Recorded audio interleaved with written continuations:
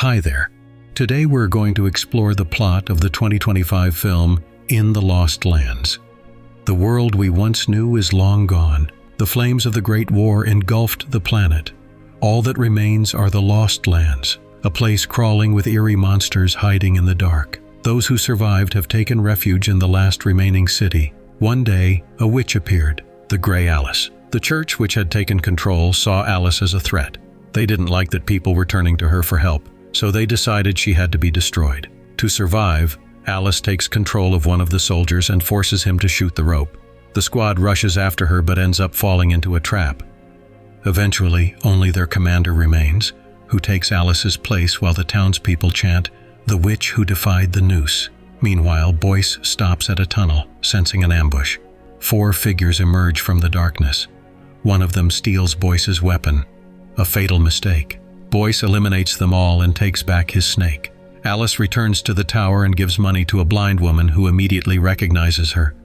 Alice had always been kind to her. Shortly after, the queen arrives with Gerace. The queen desperately needs the power of werewolf transformation. She offers precious gems in exchange, and since Alice never refuses, she agrees. But to grant this, she must first capture another werewolf and steal his power. Alice begins gathering supplies for the mission, when Gerace suddenly approaches her with a different request: to sabotage the queen's plan. He believes the queen would be corrupted by such power. Alice doesn't trust him, but agrees to the deal. As payment, Gerace gives her a watch. Once everyone leaves, Alice uses her magic to fly over the scorched land. She finds the werewolf, who has already wiped out a group of hunters. The king's health has deteriorated drastically. He can't even control his own body. The queen is displeased and orders her servants to clean up the mess, then heads to Boyce, with whom she is having a secret affair. Guards notice an intruder and try to stop him, forcing Boyce to kill them. Soon after, Alice comes to him with a proposition: to hire him as a hunter to track the werewolf. Boyce had heard of the legend, a wolf that lives near the River of Skulls. Alice asks him to take her there and promises the watch as payment. As they talk, fanatics burst into the bar to kill Alice, but Boyce protects her, throwing his snake at the soldiers. While the creature distracts them, the pair escapes the city. Meanwhile, the patriarch reminds the citizens that all witches must be destroyed, but rebels have already begun to rise. People who are unhappy with the new regime. Their leaflets even reach the patriarch himself. He is then brought the blind woman from the tower, who tells him that the queen had visited the witch. The patriarch devises a new plan: to force Alice to confess that she's manipulating the city's leaders. At that moment, Boyce raises his knife, but Alice stops him just in time. It turns out he was trying to kill a scorpion crawling near her. By morning, the pair reaches Mara and Ross. Mara kisses Boyce and invites him into the house. Inside, Boyce explains that finding the werewolf could take about a week, though Alice only has a few days. So he devises a new route, shorter but far more dangerous. The patriarch sends his army to search for the fugitives.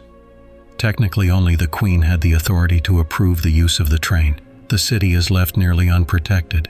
The patriarch makes it clear that he's heard rumors about the queen collaborating with the witch. She swears it's a lie. But the patriarch is not so easily fooled. He orders Alice to be captured as soon as possible. The soldiers arrive at Mara's place first. After getting the information they need, they kill her. Alice and Boyce reach a ruined metropolis, but the soldiers are already there. One of the women promises to let Boyce go if he gives up Alice, but he strikes first. They quickly defeat the first wave, but more fanatics leap out from the train. The pair is forced to retreat using a rope bridge. Some soldiers manage to jump onto the cabin, but are destroyed there. Seeing the rope car pulling away, one of the women orders the cable to be cut. Luckily for Alice and Boyce, they fall near a large pipe, but Boyce is injured. Alice activates her powers to buy them time to escape. In a safe place, Alice treats Boyce's wound. He swears to avenge himself on the patriarch. Meanwhile, the royal doctors inform the queen that she is pregnant. Realizing she no longer needs the king, she kills him.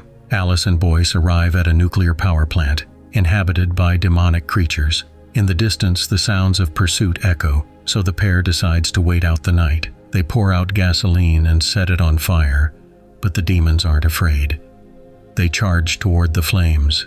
The pair blocks the fire with a metal lid. Alice jumps onto one of the demons, engaging in close combat.